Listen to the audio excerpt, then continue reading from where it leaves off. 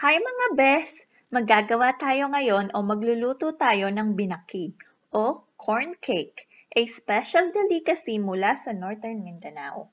Ito yung mga ingredients na kakailanganin natin. Fresh corn, cornmeal, fresh milk, mantikilya o margarine, baking powder, asukal, asin, inadad na keso, at balat ng mais o husk.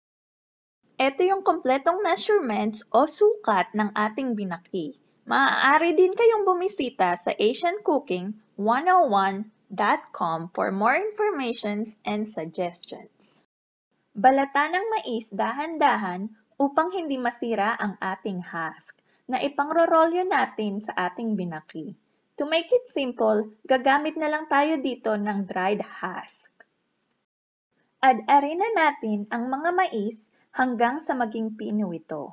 At sa isang malaking bowl, ilagay ang room temperature na mantikilya o margarine at dahan-dahang ibuhos ang asukal, ang baking powder,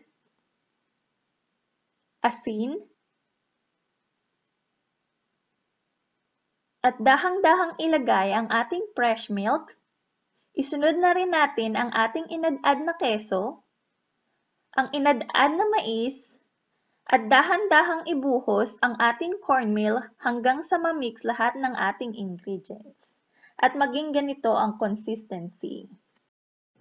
Maglagay ng isang kutsarang mixture sa ating dried or fresh husk at dahan-dahan itong irolyo. Gamitin ang mga palad at itaktak upang mawala ang excess na hangin at talian itong mabuti. Maglagay ng tirang husk sa ating steamer tray at pakuluan ito sa loob ng ilang minuto at dahan-dahang isalansan pataas ang ating nirolyong binaki at lutuin lamang ito sa loob ng 30 minutos. And tada! Luto na ang ating napakasarap na binaki. Ililipat ko lamang ito sa ating serving plate and let me show you guys kung gaano kalambot at kamoys ang ating nilutong binaki. This is so yummy! Try this recipe and let me know what you think. And please wag kalilimutang mag-like and mag-subscribe. I will see you all next time. Bye-bye!